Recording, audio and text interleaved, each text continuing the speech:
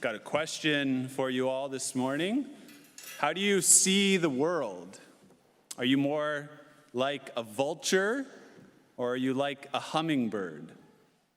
Okay, so if you went into the Arizona desert on vacation, you would see these two birds in the same harsh climate, but their reactions, how they live in this harsh environment, is much different.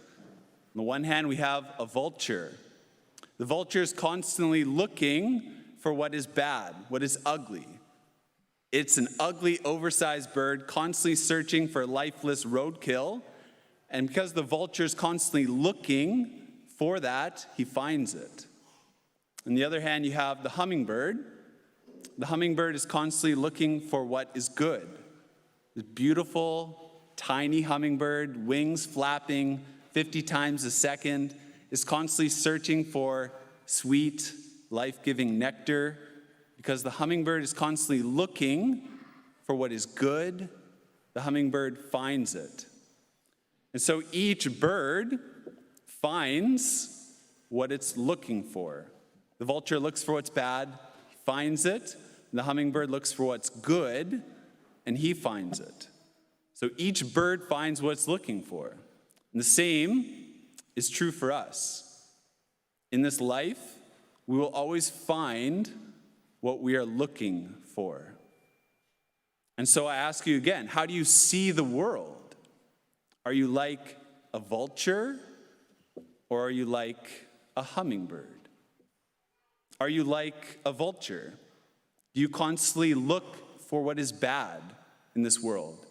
Are you constantly on the search for the latest bad news? Because if you are looking for that, you will find it. Or are you like a hummingbird? Are you constantly looking for what is beautiful in this world? Because if you are looking for that, you will find it. Now, I'm not going to ask you to raise your hands. Who's like a vulture? Who's like a hummingbird? I think we can all agree, we all wish that we are like hummingbirds. No one likes to see vultures. You see a vulture and you think, where's the dead stuff around? Something must be smelly nearby. We all have that experience. There's certain people, being around them, they always bring the conversation to what's bad. They're always saying what is the bad news out there. We all wish that we're more like hummingbirds. That when we go to other people, we are life-giving. We actually elevate the conversation. We get to share what's beautiful, and people want to be around us. When you see a hummingbird, you think, a hummingbird, so cool. I want to see what this hummingbird's going to do.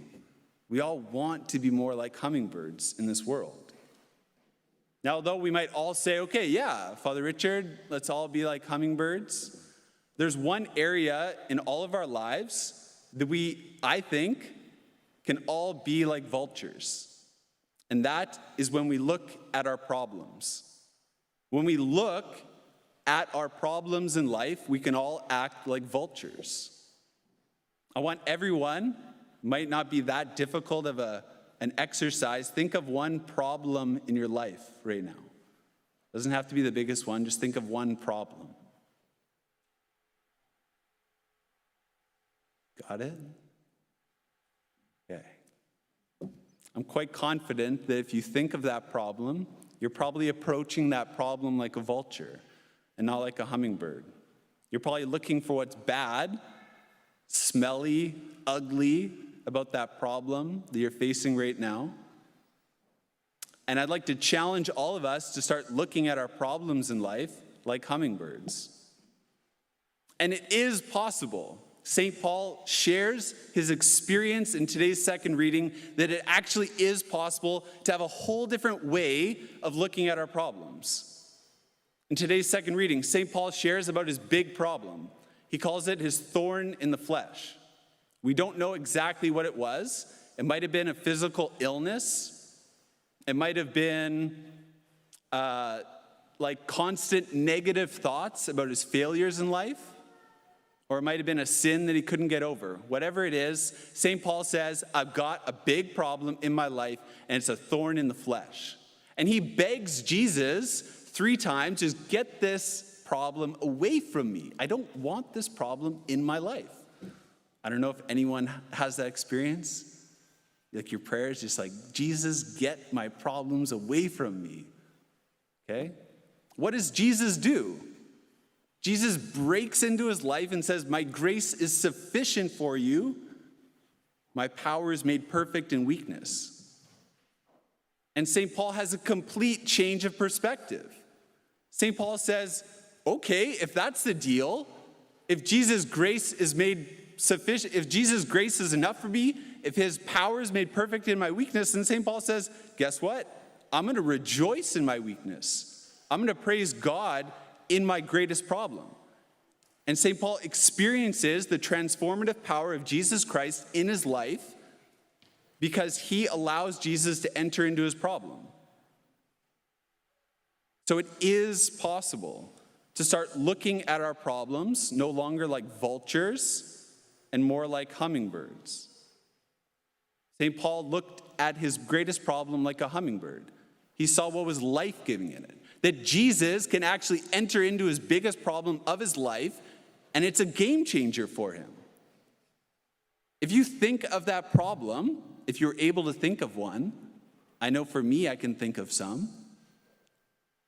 And if that's a game changer for your life, if it's no longer a place where you feel isolated, alone, broken, helpless, and you experience Jesus, the power of Christ in your life, in that problem, that's a game changer for your life. If the greatest problem you have right now is the source of the greatest intimacy with Jesus, that can change your life forever. So for myself, I could give you lots of problems, but one is tiredness. I don't like being tired at all. I find it annoying. I find it a weakness. And I would say to Jesus, Jesus, I don't want to be tired at all. I want to be like full energy all day. And then as soon as I want to fall asleep, just fall asleep. That's what I'd love to have. I'd love to have full energy not 24/7. Full energy whenever I want to be awake. And then as soon as I want to fall asleep. But I felt challenged this week to apply the words of Jesus Christ to my life. And he says, Richard, my grace is sufficient for you, for my power is made perfect in weakness. Jesus is saying, Richard, my grace is all you need. If you want to experience my power in your life, allow it to enter into your tiredness. So whenever I'd feel tired this week, it's like, okay, Jesus, your grace is enough for me. Your power can actually enter into my tiredness. So I've been reflecting upon it this week, trying to apply these words to my tiredness. And here are a couple thoughts that I realized. Okay, when I'm tired, it's actually an opportunity to go to Jesus for rest. If I'm never tired, then I'm like totally self-sufficient. I don't have to rely upon God because it's all up to me. But whenever I'm tired, I feel a need for someone else. And so I can go to Jesus for rest. Jesus says, come to me, all who labor and are heavy burdened, I will give you rest.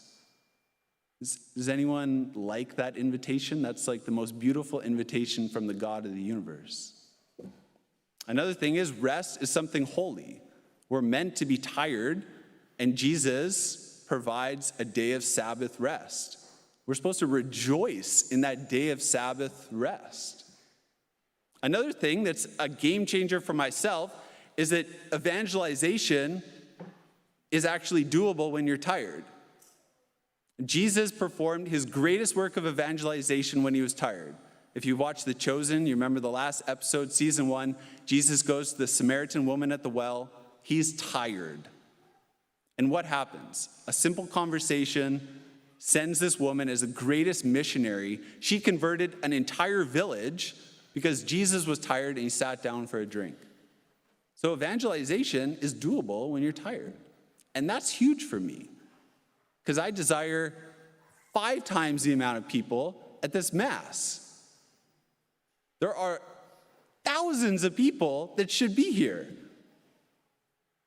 And when I'm tired, I can feel like I don't have enough to do it. But Jesus is showing me a different way.